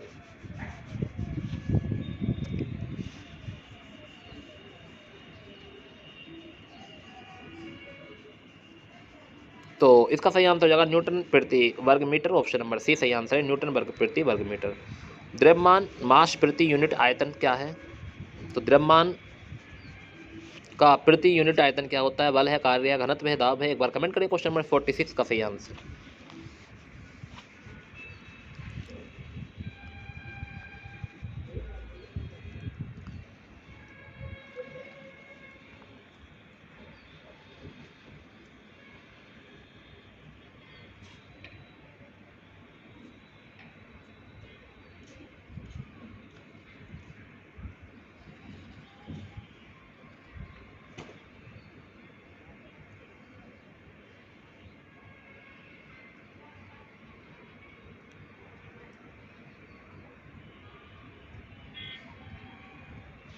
तो क्वेश्चन नंबर 46 का सही आंसर आपने कमेंट किया, घनत्व हो जाएगा ऑप्शन नंबर सी सही आंसर होगा। जल का घनत्व मिट्टी के तेल के घनत्व की अपेक्षा अधिक होता है, यदि दोनों को मिश्रित कर दिया जाए तो क्या होगा। तो अच्छा प्रश्न है क्वेश्चन कि जल का घनत्व मिट्टी के तेल के घनत्व की अपेक्षा अधिक होता है, बात सही है। यदि दोनों को मिश्रित कर दिया जाए तो मिट्टी के तेल पर जल प्लावित होता है और जल तैरता है, यानी मिट्टी के तेल पर जल प्लावित होता है या तैरता है। दूसरा ऑप्शन है कि जल पर मिट्टी के तेल प्लावित होता है। तीसरा ऑप्शन है मिट्टी का तेल जल में घुल या विलीन हो जाता है। और चौथा ऑप्शन है वे पूर्ण मिश्रित होते हैं। वे पूर्ण मिश्रित, बताओ इसका सही आंसर क्वेश्चन। कितना अच्छा प्रश्न है, वेरी वेरी महत्वपूर्ण प्रश्न है। इसका आंसर सभी लोग कमेंट कर देंगे, मुझे उम्मीद है। आपने तेल तो डाल कर देखा होगा पानी में, तो बताओ उसके वही रीजन है, बता सकते हैं आप। B option, very good. तो बी ऑप्शन हो जाएगा कि जल पर मिट्टी का तेल प्लावित होता है, तैरता है। तो ऑप्शन नंबर बी इसका सही आंसर होगा, ध्यान रखना। एक सुई या पिन जल के पृष्ठ पर किसके कारण प्लवमान होती है या तैरती है। तो बताएंगे एक सुई या पिन जल के पृष्ठ पर किसके कारण प्लवमान होती है, तैरती है। तो श्यानता, असंजक बल, पृष्ठ तनाव या पृष्ठ ऊर्जा। क्वेश्चन नंबर 48 बहुत ही महत्वपूर्ण प्रश्न क्वेश्चन, कई बार पूछा क्वेश्चन एग्जाम में आ चुका है कि जो सुई होती है या पिन ये जल के पृष्ठ पर किसके कारण तैरती है। अच्छा प्रश्न है, बहुत ही गजब का क्वेश्चन कई बार पूछा भी जाता है एग्जामों में। तो आप इसका सही आंसर मुझे कमेंट करके बताएं। तो क्वेश्चन नंबर 48 का सही आंसर आपने कमेंट किया, पृष्ठ तनाव के कारण। ऑप्शन नंबर सी इसका सही आंसर होगा, पृष्ठ तनाव। नेक्स्ट है वर्षा की बूंद का आकार गोलाकार किस कारण से होता है। तो वर्षा की बूंद का आकार गोलाकार किस कारण से होता है। श्यानता, पृष्ठ तनाव, प्रत्यास्था या गुरुत्व। एक बार सही आंसर कमेंट करें। क्वेश्चन नंबर 49 का सही आंसर क्या होने वाला है कि वर्षा की बूंद का आकार गोलाकार किस कारण से होता है।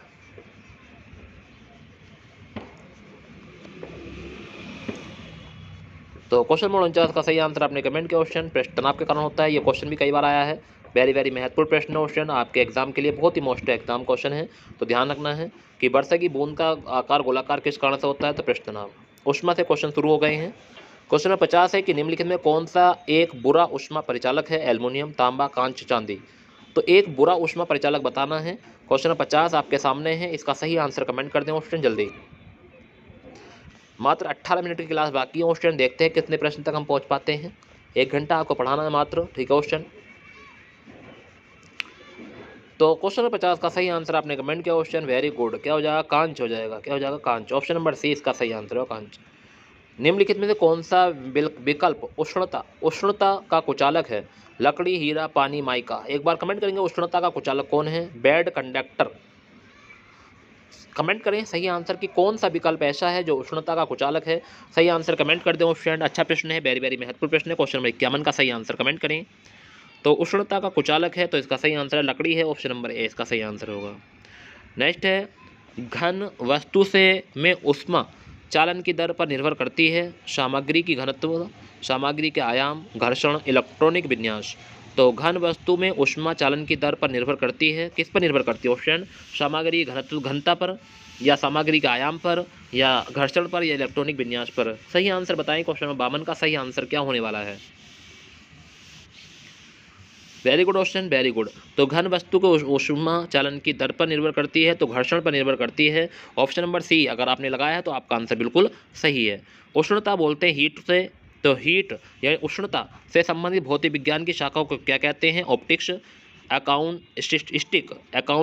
अकाउंटिस्टिक या थर्मोडाइनामिक्स या रिलेटिविटी। एक बार कमेंट करेंगे हीट से संबंधित भौतिक विज्ञान की शाखा को क्या कहते हैं। क्वेश्चन नंबर 53 पर हम आ गए हैं, एक बार कमेंट करके जरूर बताएं।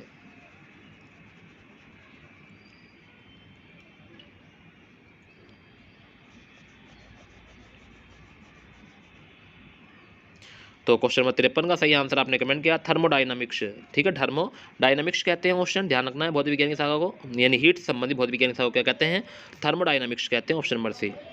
गर्मी सीधे से संदर्भित नहीं होती है। तो गर्मी सीधे, ये खालिस्तान है, से संदर्भित नहीं होती है। थर्मल ऊर्जा का मापन, अणुओं की गति, विद्युत चुंबकीय तरंगों के माध्यम से स्थानांतरण, या पदार्थों के थर्मोडायनामिक अगुण। एक बार कमेंट करें सही आंसर क्या हो जाएगा। क्वेश्चन नंबर 54 का सही आंसर। तो गर्मी सीधे थर्मल ऊर्जा का मापन से संदर्भित नहीं होती है। ऑप्शन नंबर ए इसका सही आंसर होगा, थर्मल ऊर्जा का मापन। ऑप्शन नंबर ए सही आंसर है ऑप्शन। हीट एक्सचेंजर प्रभा का एक प्रकार नहीं है। प्रतिप्रभा, काउंटर प्रभा, समानांतर प्रवाह, क्रमिक प्रवाह। तो हीट एक्सचेंजर, हार्ड प्रश्न चलने शुरू होगा क्वेश्चन जो आपके दिमाग से ऊपर को जा रहे होंगे, जरूर पढ़ लेना इन प्रश्नों को, ठीक है। एक भी क्लास मिस नहीं होनी चाहिए आपकी। सही प्रश्न है, वेरी वेरी महत्वपूर्ण प्रश्न क्वेश्चन, देख कर जाना हर प्रश्नों को सही से, क्योंकि आप लोग जानते हैं कि अगर हम नहीं पढ़ पाएंगे तो हमारे नुकसान है, किसी और का नहीं। तो हीट एक्सचेंजर प्रवाह का एक प्रकार नहीं है, प्रति प्रवाह, काउंटर प्रवाह, समानांतर प्रवाह, क्रमिक प्रवाह। एक बार कमेंट करें कि कौन सा प्रवाह एक प्रकार नहीं है हीट एक्सचेंजर का। तो क्वेश्चन नंबर 55 का सही आंसर आपने कमेंट किया क्वेश्चन क्रमिक प्रवाह, ऑप्शन नंबर डी। कौन सा? क्रमिक प्रवाह। नेक्स्ट क्वेश्चन नंबर 56, वायुमंडल में प्राय गर्मी कहाँ से आती है? सूर्यताप से, चालन से, विकिरण से, संवहन से। तो वायुमंडल में प्राय गर्मी कहाँ से आती है? क्वेश्चन नंबर 56 पर हम आ गए हैं। क्वेश्चन नंबर 56 का सही आंसर मुझे कमेंट में बताएं। तो वायुमंडल में प्राय गर्मी कहाँ से आती है? तो इसका सही आंसर क्या होने वाला है? तो इसका सही आंसर सूर्यताप से आती है, ऑप्शन नंबर ए सही आंसर होगा। ध्यान रखना क्वेश्चन अच्छा प्रश्न था, इसका आंसर सभी बच्चों ने कमेंट कर दिया, वेरी गुड। तो थर्मोमीटर से आमतौर पर पारे का प्रयोग किया जाता है। थर्मोमीटर में आमतौर पर पारे का प्रयोग किया जाता है क्योंकि इसमें उच्च यानी अधिक तरलता होती है, उच्च संघनता होती है, उच्च चालकता होती है, उच्च विशिष्ट ऊष्मा होती है। तो थर्मोमीटर में जो थर्मामीटर होते हैं उसमें आमतौर पर पारे का प्रयोग किया जाता है। क्यों किया जाता है क्वेश्चन ये पूछा है, लोगों को बताओ। नॉलेज के लिए प्रश्न अच्छा है नहीं है क्वेश्चन? अच्छा प्रश्न है, वेरी वेरी महत्वपूर्ण प्रश्न है क्वेश्चन। अगर आप इस प्रश्न को लगा लेंगे तो आपसे कोई भी प्रश्न मिस नहीं होगा।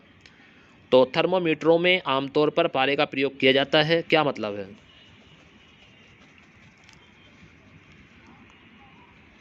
तो इसका सही आंसर है उच्च चालकता होती है, वेरी गुड। अगर आपने सी बताया तो आपका आंसर बिल्कुल सही है, उच्च चालकता। पारस्परिक थर्मामीटर में किस तत्व को जो प्राकृतिक रूप से अत्यंत जहरीला होता है का प्रयोग किया जाता है? पारंपरिक थर्मामीटर में किस तत्व जो प्राकृतिक रूप में अत्यंत जहरीला होता है का प्रयोग किया जाता है? Carbon, mercury, arsenic, cadmium.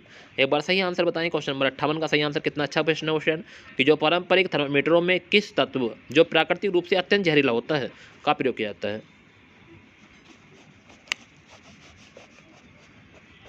तो इसका सही आंसर है मरकरी, ऑप्शन नंबर बी सही है, मरकरी का ध्यान रखना। वह तापमान क्या है जिसका पाठ्यक्रम फारेनहाइट और सेल्सियस दोनों पैमानों पर समान होता है? तो वह तापक्रम क्या है जिसका पाठ्यक्रम यानी पाठ्यांक फारेनहाइट और सेल्सियस दोनों पैमानों पर समान होता है? क्वेश्चन नंबर 59 पर हम आ गए हैं। तो क्वेश्चन नंबर 59 का सही आंसर आपने बताया -40 डिग्री, ठीक है क्वेश्चन। तो जिसमें सेल्सियस और फारेनहाइट में दोनों में समान होगा -40 डिग्री पर। मानव शरीर का औसत तापमान होता है, कितना होता है? 24 डिग्री सेंटीग्रेड, 35, 36, 37। तो मानव शरीर का औसत तापमान है कितना है क्वेश्चन? एक बार कमेंट करके जरूर बताएं। क्वेश्चन नंबर 60 का सही आंसर।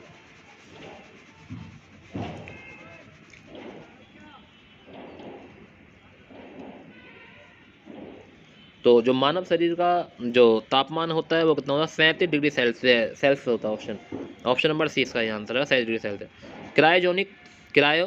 क्रायोजेनिक को दर्शाता है तो कम तापमान को, उच्च तापमान को, कम दबाव को, उच्च दबाव को।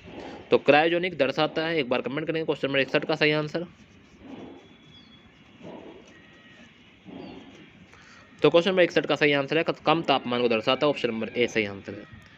निम्न में से किस में संवहन होता है? केवल ठोसों और द्रवों में, केवल द्रवों और गैसों में, केवल गैसों और ठोसों में, ठोसों, द्रवों और गैसों में। तो किस में संवहन होता है ये पूछा question. Question number 62 very very महत्वपूर्ण प्रश्न है क्वेश्चन, गजब का क्वेश्चन है कि बताओ ऐसा कौन सा विकल्प है जिसमें संवहन होता है? केवल ठोसों में हो और द्रवों में होता है, केवल द्रव और गैसों में होता है, केवल गैसों और ठोसों में होता है, ठोसों, द्रव और गैसों तीनों में होता है संवहन।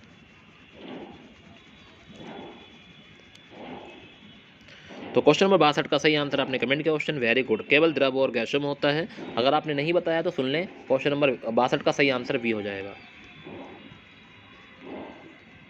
भौतिक विज्ञान चल रहा है क्वेश्चन, भौतिक विज्ञान। नेक्स्ट है क्वेश्चन नंबर 63 पर आ गए हैं। निम्नलिखित में से किस प्रक्रिया में अणुओं की वास्तविक गति के माध्यम से उच्च तापमान के निम्नतर तापमान को ऊष्मा का संचलन होता है? चालन, संवहन, विकिरण या चालन और संवहन दोनों। कितना अच्छा प्रश्न क्वेश्चन, वेरी वेरी महत्वपूर्ण है। एक बार क्वेश्चन को समझने की कोशिश करेंगे, क्वेश्चन को मिस ना कर दें क्वेश्चन। निम्नलिखित में से किस प्रक्रिया में अणुओं की वास्तविक गति के माध्यम से उच्च तापमान से निम्नतर तापमान को ऊष्मा को संचरण को कहते हैं? क्या कहते हैं? क्वेश्चन नंबर 63 का सही आंसर बताएं। तो इसका सही आंसर जो है संवहन कहते हैं उस प्रक्रिया को, क्या कहते हैं? संवहन। ध्यान रखना क्वेश्चन कि किसी प्रक्रिया में अणुओं की वास्तविक गति के माध्यम से उच्च तापमान से निम्नतर तापमान को क्या कहते हैं? संवहन कहते हैं। Option number B. ऊर्जा सूर्य से पृथ्वी की ओर किस प्रकार यात्रा करती है? वाह, गजब का क्वेश्चन क्वेश्चन। ऊर्जा सूर्य से पृथ्वी की ओर किस प्रकार यात्रा करती है? चालन, संवहन, विकिरण, नियमन। एक बार कमेंट करें क्वेश्चन नंबर 64 का सही आंसर। अगर आप क्वेश्चन नंबर 64 का सही आंसर जानते हैं जरूर कमेंट करेंगे, बताएंगे मुझे। तो क्वेश्चन नंबर 64 का सही आंसर है विकिरण के माध्यम से। Very good question. किसके? विकिरण, ध्यान रखना है। वह पिंड जो ऊष्मा का अच्छा अवशोषक होता है निम्नलिखित में कौन सा गुण वाला भी होता है? ठीक है, वह पिंड जो ऊष्मा का अच्छा अवशोषक होता है तो निम्नलिखित में से कौन सा गुण वाला भी होता है? अच्छा परावर्तक, पूर्वानुमान संभव नहीं, अच्छा विकिरण, बुरा विकिरण। एक बार कमेंट करेंगे सही आंसर। अच्छा परावर्तक है, पूर्वानुमान संभव नहीं, अच्छा विकिरक है, बुरा विकिरक है। तो क्वेश्चन नंबर 65 का सही आंसर है, सही आंसर आपने कमेंट किया क्वेश्चन, वेरी गुड, अच्छा विकिरक है। ऑप्शन नंबर सी सही आंसर है। ध्वनि का तारतम्य किस पर निर्भर करता है? आवृत्ति पर, तीव्रता पर, वेग पर, आयाम पर। तो ध्वनि का तारतम्य किस पर निर्भर करता है? क्वेश्चन नंबर 66 पर आ गए हैं।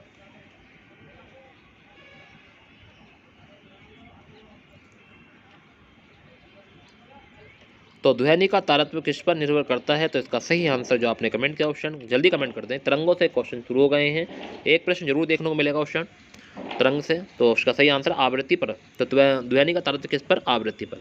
डेसिबल क्या है? एक संगीत वाद्य शोर की तरंगदैर्घ्य, संगीत का एक स्वर, ध्वनि स्तर की एक माप। तो डेसिबल क्या है? एक बार कमेंट करेंगे क्वेश्चन नंबर 67 का सही आंसर। तो क्वेश्चन नंबर 67 का सही आंसर है एक ध्वनि स्तर की एक माप है। ऑप्शन नंबर डी सही आंसर है। 20 हर्ट्ज से 20,000 हर्ट्ज की आवृत्ति वाली ध्वनि को क्या कहते हैं? श्रव्य ध्वनियाँ, पराश्रविक, अश्रविक या मेगासोनिक। एक बार कमेंट करेंगे 20 हर्ट्ज से 20,000 हर्ट्ज की आवृत्ति वाली ध्वनि को क्या कहते हैं? क्वेश्चन नंबर 68 पर आ गए हैं।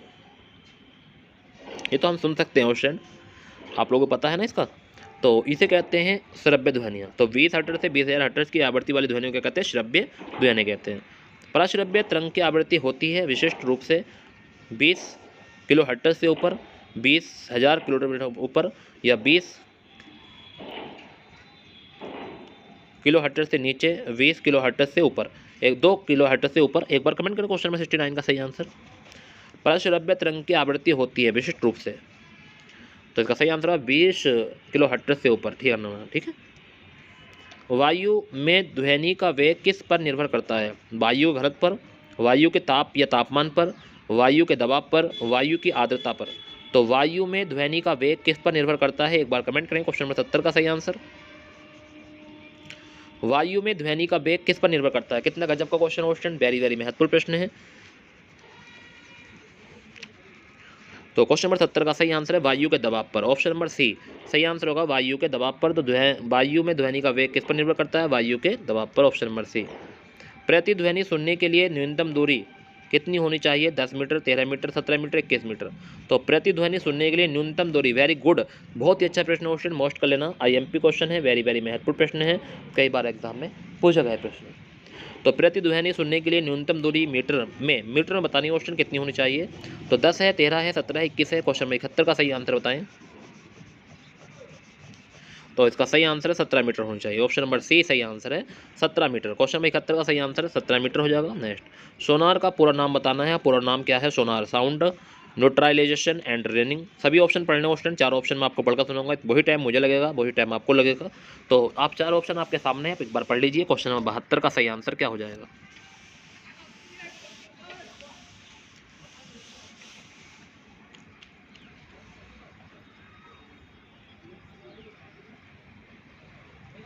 कमेंट कर दें क्वेश्चन नंबर 72 का सही आंसर अगर आपको पता है तो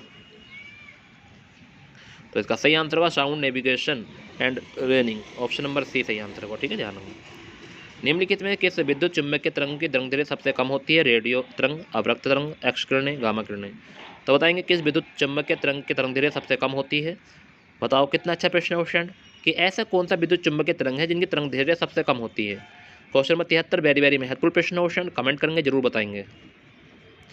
तो क्वेश्चन नंबर 73 का सही आंसर है गामा किरणें। ऑप्शन नंबर डी सही है, गामा किरणें। अगर आपने बताया तो आपका आंसर बिल्कुल सही है, very good question. Question number 74 पर आ गए हैं। अवरक्त किरणें क्या हैं? अनुदैर्घ्य तरंगे, अनुप्रस्थ तरंगे, यांत्रिक तरंगे या विद्युत चुम्बकीय तरंगे। 80 तक जाना है मात्र हमें आज। तो अवरक्त किरणें किसे कहते हैं बताएंगे एक बार। तो क्वेश्चन नंबर 74 का सही आंसर है विद्युत चुम्बकीय तरंगे। ऑप्शन नंबर डी इसका सही होता है विद्युत चुम्बकीय तरंगे। जिस सामग्री से रोशनी पारित हो सके को क्या कहते हैं? ट्रांसलूसेंट, ओपेक, ट्रांसपेरेंट या विलिट्स। एक बार कमेंट करें जिस सामग्री से रोशनी पारित हो उसे क्या कहते हैं? जिस सामग्री से रोशनी पारित हो सके उसे क्या कहते हैं? इसका नाम आपने 50 बार सुन रखा। क्वेश्चन जरूर बता देंगे आप, उम्मीद है मुझे। जो लोग हमारे साथ अभी भी नहीं जुड़े हैं क्वेश्चन, आप उनसे बहुत ही लाख गुना बेहतर हैं। ध्यान रखें अपना, तैयारी करते रहें। क्वेश्चन हर प्रश्न आपके नज़रों के सामने है। क्वेश्चन ध्यान से पढ़ोगे तो हर प्रश्न आपकी नज़रों के सामने रहेगा और हर प्रश्न अच्छे से मैं आपको करा दूंगा। ऐसे प्रश्न देखने को मिल जाएंगे क्वेश्चन सेम टू सेम, बिल्कुल जो आपके एग्जाम में बिल्कुल सेम टू सेम मिलेंगे। तो ध्यान रखना है, ठीक है। तो जिस सामग्री से रोशनी पारित हो सके उसे कहते हैं, तो इसका नाम है ट्रांसपेरेंट। ऑप्शन नंबर सी सही आंसर है। ENT डॉक्टरों द्वारा प्रयोग किया जाने वाला हैंड मिरर किस प्रकार का होता है? अवतल, उत्तल, समतल या समतल उत्तल। एक बार कमेंट करें ENT डॉक्टरों द्वारा प्रयोग किया जाने वाला हैंड मिरर किस प्रकार का होता है? तो क्वेश्चन नंबर 76 का सही आंसर कमेंट कर दें क्वेश्चन। इसका आंसर तो बता सकते हैं आप लोग। तो इसका सही आंसर है अवतल। ऑप्शन नंबर ए इसका सही आंसर है। वेरी गुड क्वेश्चन, अगर आपने ये बताया तो आपका आंसर बिल्कुल सही है। गजब, ऐसे ही कमेंट करते रहें। जो भी लोग मेरे साथ इस टाइम बने हुए हैं क्वेश्चन, आपका बहुत बहुत शुक्रिया। ऐसे ही पढ़ते रहें क्वेश्चन, क्योंकि आपको पता है अपने लाइफ के बारे में। अगला प्रश्न है क्वेश्चन नंबर 77। कारों के हैंडलैम्प में प्रयुक्त दर्पण किस प्रकार के होते हैं? परवलिक अवतरण या समतल गोल या उत्तल या बेलनाकार अवतल। एक बार कमेंट करेंगे कारों के हैंडलैम्प में प्रयुक्त दर्पण किस प्रकार के होते हैं। क्वेश्चन नंबर 77 पर आ गए हैं। सही आंसर कमेंट करेंगे, बता देंगे कि सही आंसर क्या होने वाला है। तो क्वेश्चन नंबर 77 का सही आंसर आपने कमेंट किया परवलिक अवतल। ऑप्शन नंबर ए इसका सही आंसर होगा, परवलिक अवतल होता है। Option number A. वाहन चलाने हेतु पार्श्व दृश्य दर्पण होता है। सही आंसर कमेंट करें, क्या हो जाएगा क्वेश्चन नंबर 78 का सही आंसर। तो वाहन चालन हेतु पार्श्व यानी जो जो हम पार्श्व की बच्चे देखते हैं पीछे की, तो दर्पण कैसा होता है? साधारण होता है, अवतल, उत्तल या प्रतिलोमित। एक बार कमेंट कर दें क्वेश्चन नंबर 78 का सही आंसर। तो वाहन चलाने हेतु पार्श्व दृश्य दर्पण होता है, तो इसका सही आंसर है उत्तल। ऑप्शन नंबर सी सही आंसर उत्तल। एक चम्मच जो टेढ़ा दिखाई देता है किसका उदाहरण है? प्रतिबिंब, अवतल, आवर्तन या धारण या केंद्र बिंदु। क्वेश्चन नंबर 79 का सही आंसर कमेंट करेंगे और बताएंगे मुझे कि क्वेश्चन नंबर 79 का सही आंसर क्या होगा। एक चम्मच जो टेढ़ा दिखता है उसकी किसका उदाहरण है? बताएं क्वेश्चन नंबर 79 का सही आंसर। जितने विद्यार्थी मेरे साथ बने हुए हैं सभी सही आंसर कमेंट करें और बताएं कि क्वेश्चन नंबर 79 का सही आंसर क्या होने वाला है।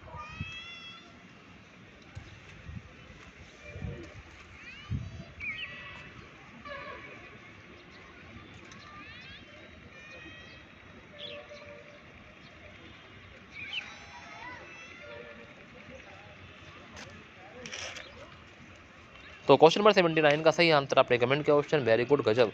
इसी तरह से आंसर कमेंट करते रहें और पढ़ते रहें क्वेश्चन। तो एक चम्मच जो टेढ़ी दिखाई देती है उसका क्या आंसर सही आंसर क्या होने वाला है? तो आंसर नंबर 70 अब बर्तन हो जाएगा। ऑप्शन नंबर बी सही आंसर है। क्वेश्चन नंबर 80 पर आ गए हैं और क्वेश्चन नंबर 80 आज का हमारा लास्ट प्रश्न होगा। निर्वात में एक माध्यम से प्रकाश की गति के अनुपात को क्या कहा जाता है? तो निर्वात में एक माध्यम में प्रकाश की गति के अनुपात को क्या कहा जाता है? क्वेश्चन नंबर 80 पर आ गए हैं। 80 का सही आंसर कमेंट कर दें और बता दें मुझे कि क्वेश्चन नंबर 80 का सही आंसर क्या होने वाला है। अगर आप इसका सही आंसर जानते हैं तो जरूर कमेंट करेंगे, बताएंगे मुझे कि निर्वात में एक माध्यम में प्रकाश की गति के अनुपात को क्या कहते हैं? रिफ्लेक्टिव इंडेक्स या रेफ्रिकेटिव इंडेक्स या मेडिविक इंडेक्स या एयर क्वालिटी इंडेक्स। एक बार सही आंसर मुझे कमेंट में बताएं क्या हो जाएगा सही आंसर।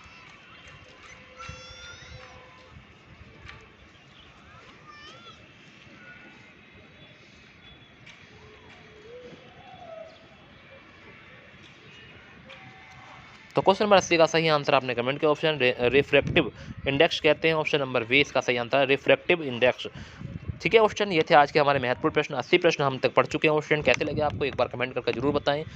मेन कमेंट में कमेंट करके जाएं क्वेश्चन ये वीडियो आपको कैसे लगी। क्वेश्चन जरूर, अगर आप मेरे चैनल पर न्यू हैं तो मेरे चैनल को जरूर सब्सक्राइब कर लें, बेल आइकन प्रेस कर लें क्वेश्चन। आगे भी ऐसी वीडियो देखने के लिए मेरे साथ बने रहें और अपने उन सभी दोस्तों को शेयर कर दें जो लोग अभी भी हमारे साथ नहीं जुड़े थे। ठीक है क्वेश्चन, क्योंकि आप लोग जानते हैं कि सर हम 1 घंटा लगातार आपके सामने बना रहा और आपको ये प्रश्न प्रोवाइड कराता रहा क्वेश्चन, तो आप लोग अच्छे समझदार हैं क्वेश्चन कि हाँ कि मेहनत तो बनती है क्वेश्चन, और आप लोग इतने समझदार भी हैं कि आप लोग ज़रूर मेरी मेहनत को बेकार नहीं जाने देंगे, आगे भी शेयर करेंगे उन सभी दोस्तों को जिन्होंने मेरी वीडियो नहीं देखी है। ठीक है क्वेश्चन, इसी के साथ सभी गुड नाइट, टेक केयर, अच्छा रहेंगे, ख्याल रखेंगे अपना, और खाएंगे पिएंगे मौज करेंगे, मस्ती करेंगे क्वेश्चन। ठीक है, और पढ़ने के टाइम पर पढ़ाई करेंगे, ये बात आपको ध्यान रखनी है क्वेश्चन।